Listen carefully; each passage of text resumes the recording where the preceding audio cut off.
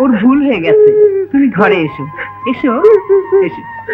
তুমি এদিকে এসো। ব্যাপার কি বলো তো শ্যালক মিয়া? কি ব্যাপার? তোমার আপার চুরি করা শাড়িটা ওই মেয়ে পরে এলো কি করে? হুম? তুমি তাহলে আসল চোর? মেয়েটা কে? হুম? ঘাড়ে না নিতেই ঘাড় চুলকাতে শুরু হয়ে গেছে। ঘাড়ে নিলে কি হবে সেটাই দেখা দরকার।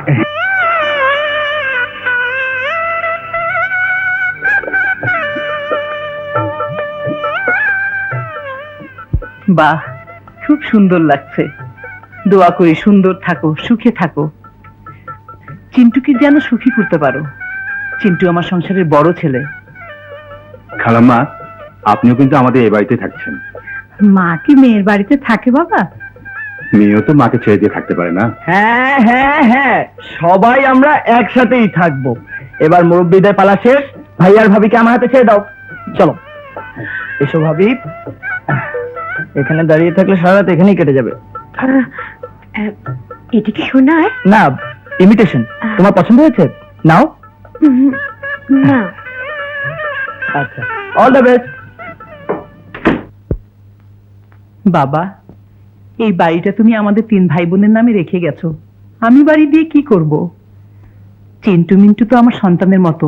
সন্তানের সুখই মায়ের সুখ। তাই উকিলের সাথে পরামর্শ করে সবটা ওদের 2 ভাইয়ের নামে লিখে দিলাম।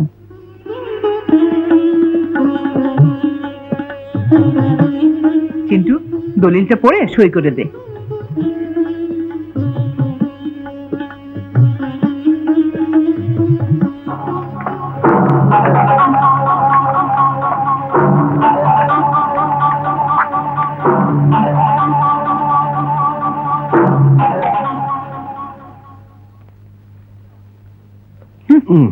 তুই তো একটা অফিসে চাকরি করিস, তুই তো জানিস কোনো কিছুতে সই দেওয়ার মূল্য কত। না পড়ে সই দিলি কেন? তুমি সই করতে বলেছো, আমি জানি এতেই আমার মঙ্গল। আর কিছু জানার আমার দরকার নেই। মিন্টু, তুই পড়ে সই কর। সই করতে হবে না? হুম। আচ্ছা। কই,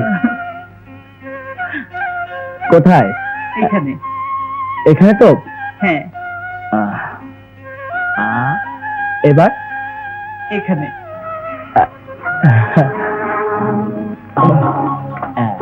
ঠিক জায়গায় সই দিচ্ছি তো? হ্যাঁ, ঠিক আছে। ঠিক আছে। চলো কামনা, কোনো চাইনিজ হোটেলে গিয়ে বসি। এসো, আমাদের দুজনের মাঝখানে বসো। কি রে কামনা, হোয়াটস দ্য প্রবলেম? দেখ না জুলি, কি যাতা ব্যবহার করছে। আমাকে বলছে ওদের দুজনের মাঝখানে বসতে, চাইনিজ খাওয়াবে। ভদ্রতা জানো না?